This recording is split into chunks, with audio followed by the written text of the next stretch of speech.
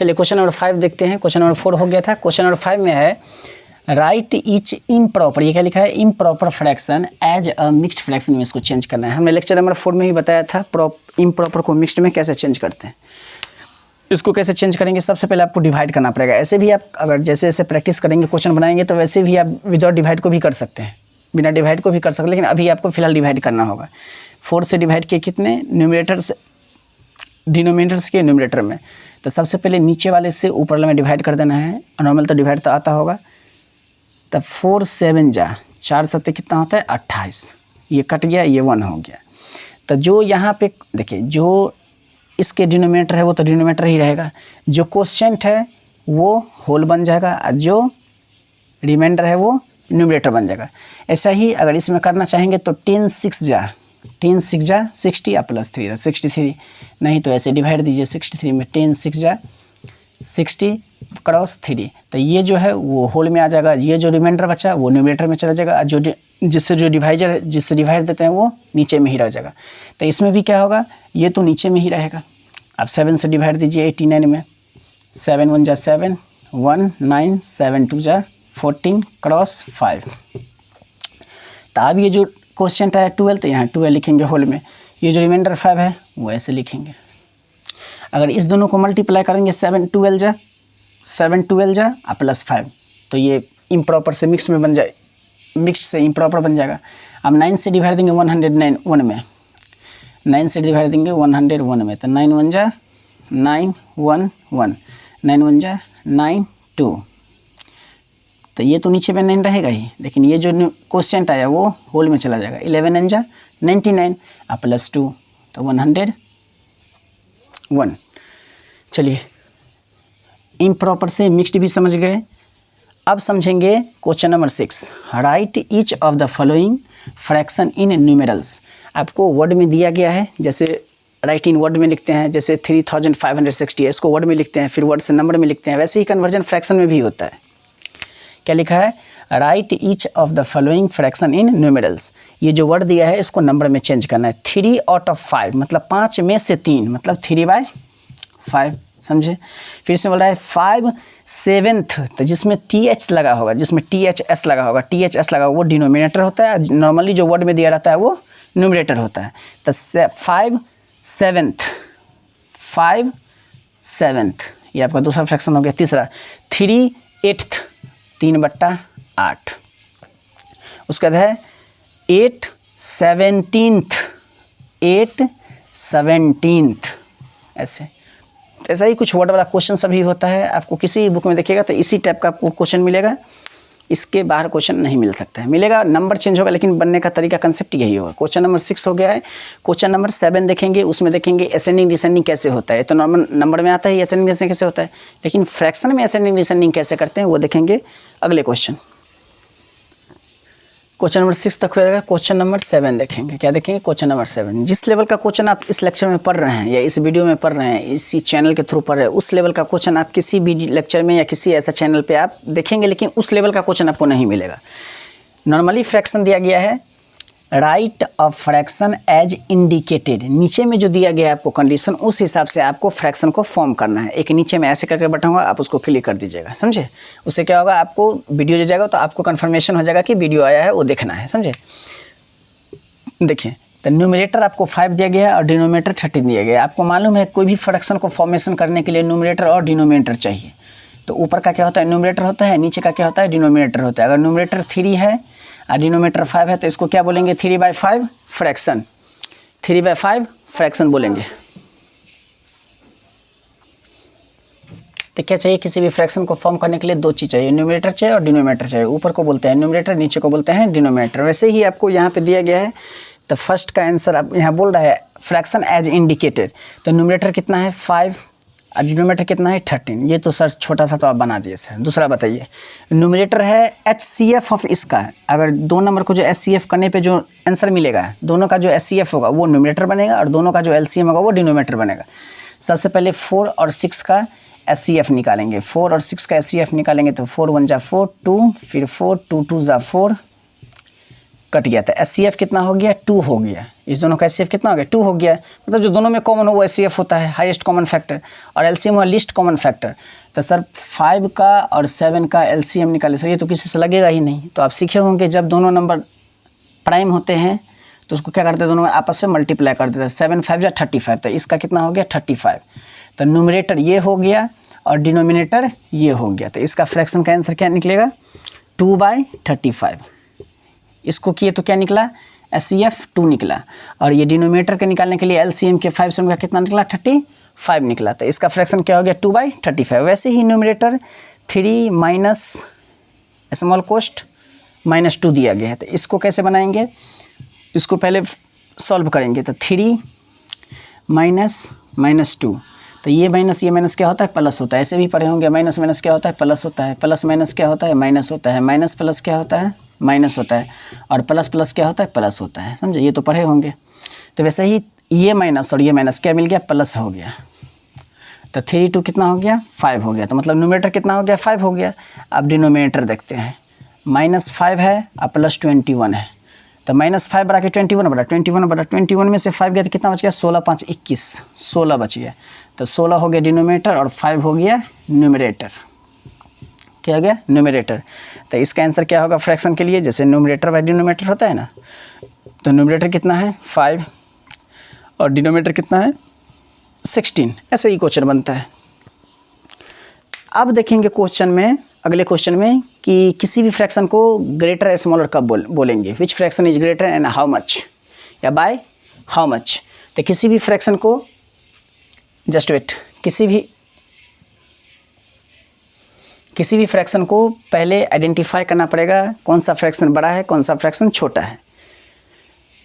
Question number 7 हो गया। Question number 8 में देखेंगे फ्रैक्शन ग्रेटर और स्मॉलर। देखिए, देखेंगे विच fraction is greater, which fraction is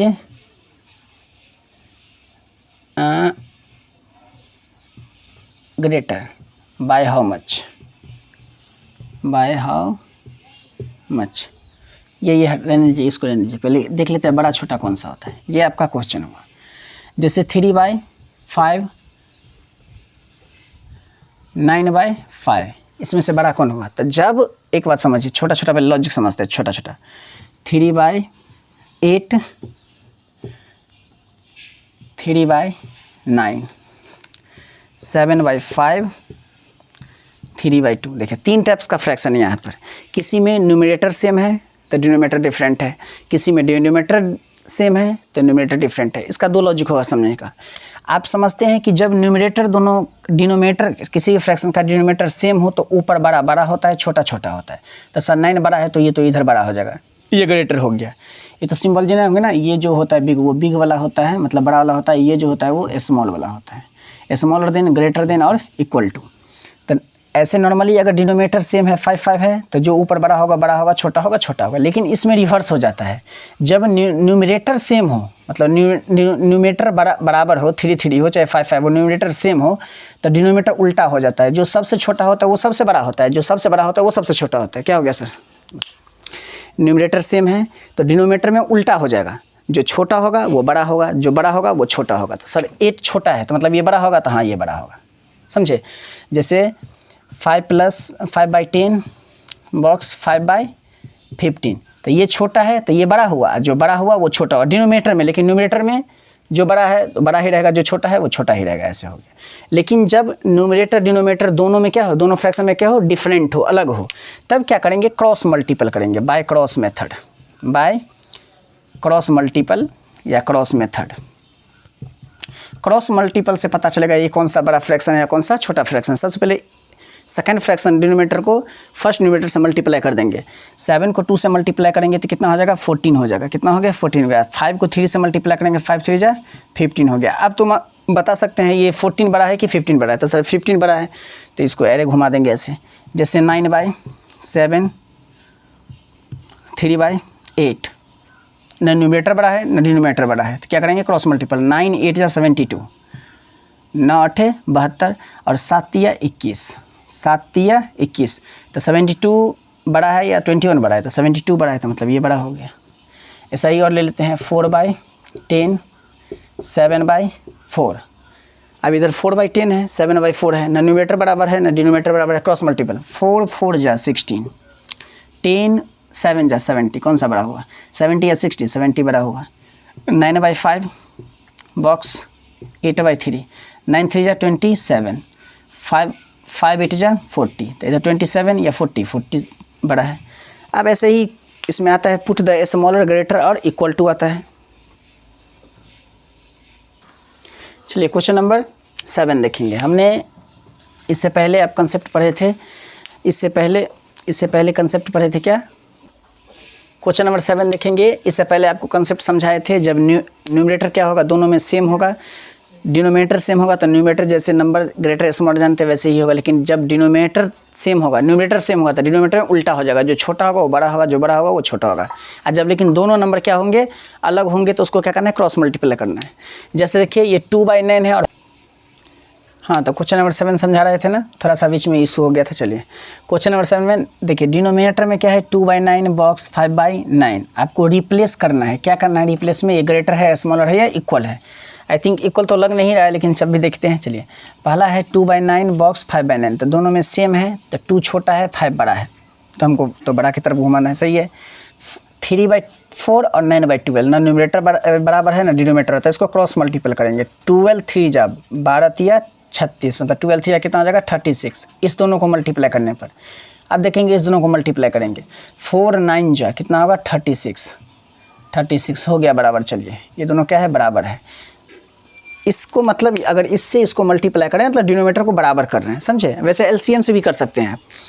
अब इसमें भी न्यूमरेटर बराबर है, डिनोमिनेटर बराबर है, तो 13 5 जा मतलब 15 3 जा कितना हो गया 45, और 13 4 जा 52, कौन सा बड़ा है 45 या 52? 52 बड़ा है। वैसा ही 11/12 एंड 10/11, तो 12 10 जा 120, इस दोनों को मल्टीप्लाई करेंगे तो 120, 11 11 जा 121, तो 121 क्या हो गया, बड़ा हो गया। ये जो मुँह खुला होता है, ये जो खुला होता है वो ग्रेटर होता है। इधर 5/12 70/13, तो 13 5 जा 5 3 जा 15, 150 हो गया।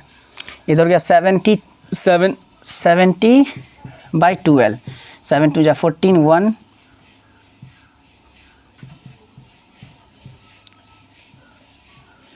7 14 1 3, हाँ 204 हो गया। कितना हो गया 204, तो 150 बड़ा है, 24 बड़ा है, तो 204 बड़ा है।